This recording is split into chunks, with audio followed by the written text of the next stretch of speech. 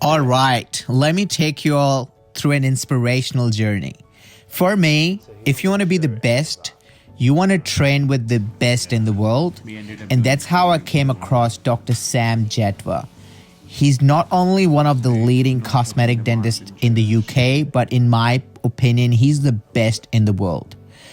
When I first looked at his social media and looked at his work, it completely blew me away on how you can design the smile based on the whole face.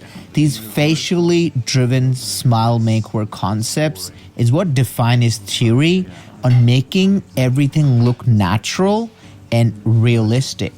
A lot of people do things differently, but I always say that if you resonate with someone and you feel like you find them really inspiring and motivational, you have to go learn from them. And even if it be like traveling across the world, you should do that. And that's what I do now. And I'm so glad I did, because coming to the UK, doing the postgrad with Dr. Sam in person, learning from him, what just took me to a whole new level.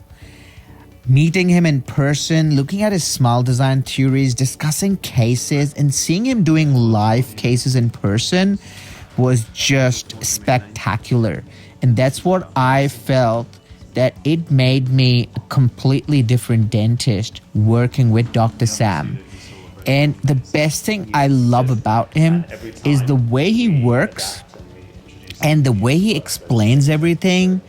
And he's so motivated for his students to be the best version of themselves. He can pinpoint each and every fine detail for you.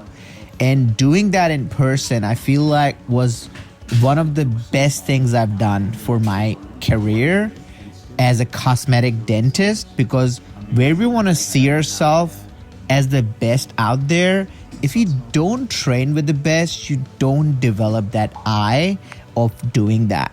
For anyone out there, in my personal opinion, who want to up your skill for porcelain veneers, understanding the smile, and the main element which no one teaches, but if someone teaches, they're not as extensive about it, is functional occlusion. How the bite principle and the bite and how the function of the veneer is going to work, so your veneers are going to last as long as well.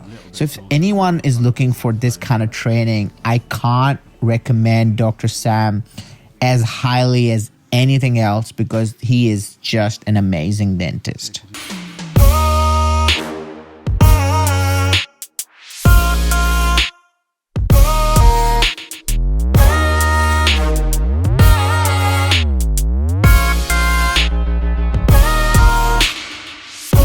Hi everyone, this is Dr. Mak with another video. I have the amazing Dr. Sam Jethwa with us.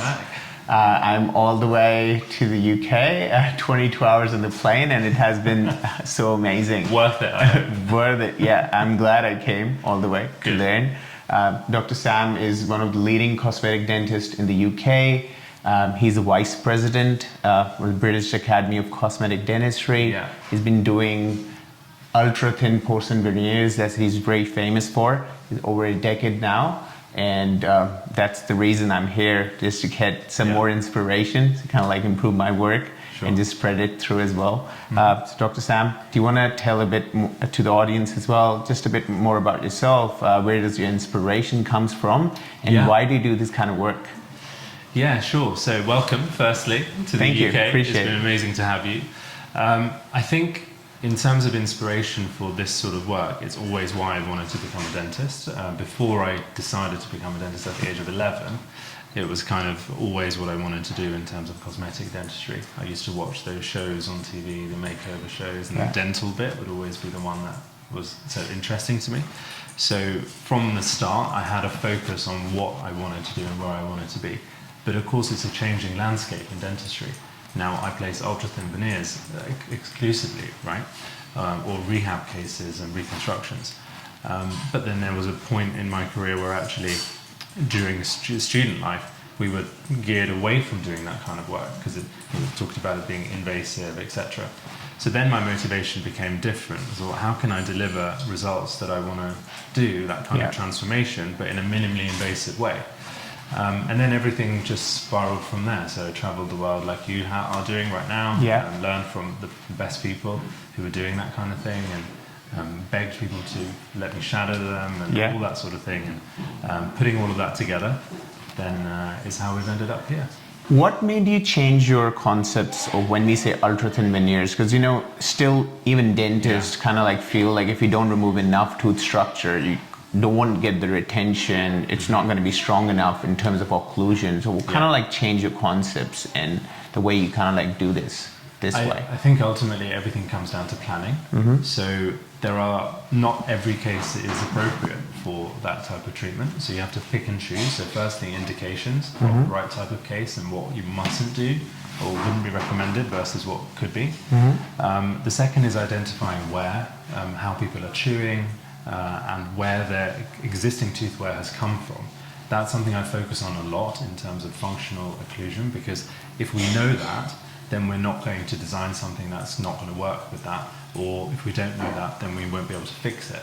So those things of putting a dentist's fear, and I know because we train dentists, we know what their fears are. Their fears are often that you put on a veneer and it's going to come off. And that gives you sleepless nights, right? So that's coming down to identifying occlusion and rectifying it through a treatment. So firstly, it's indication. Then the second thing is planning in terms of smile design. Applying that function understanding to the aesthetic smile design principles, and then seeing what fits together. And that's how you develop your treatment plan. So sometimes fewer units, fewer numbers of teeth actually is more invasive than building an arch out, for example, giving you some arch width, allowing you to move incisor ledges away from chewing patterns, etc. So if you know how patients chewing, you know how to design the smile, you put the two things together, then you realize actually there are many cases that can be treated with ultra thin porcelain. See, what I loved about this course and your techniques is, one is the way we focus on the whole face. So when you start focusing on the face, that the smile is great, but how it fits the face beautifully and respecting the features, like you say, bespoke veneers, that kind of like make massive difference to a good work and something that the patient says it's amazing. Even dentists say it's amazing. At the same time, the second bit is, if the work is great, how long it's going to last if you don't understand the occlusion well?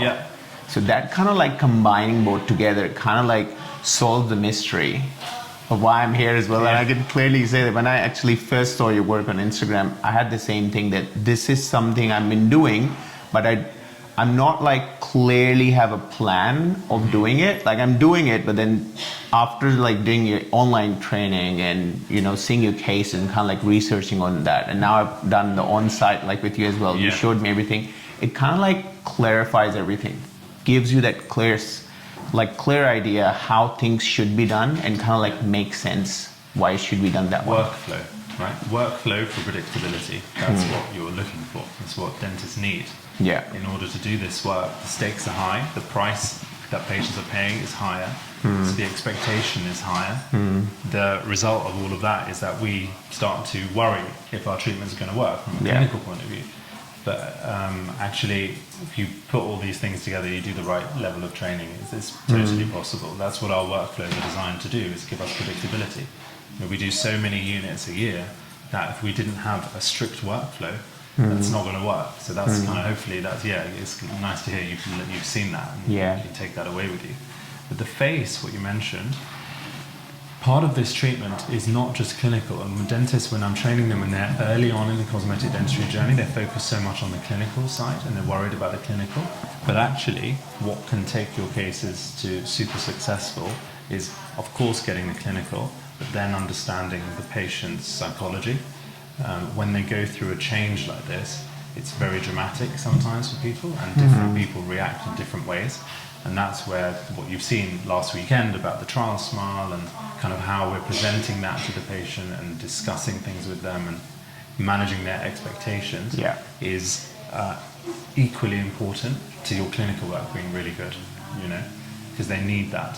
The patients need that, and we've learnt that the hard way. I've done many things wrong over the years, and every time we adapt and we introduce something new to the workflow to fix it. So, yeah, that's great.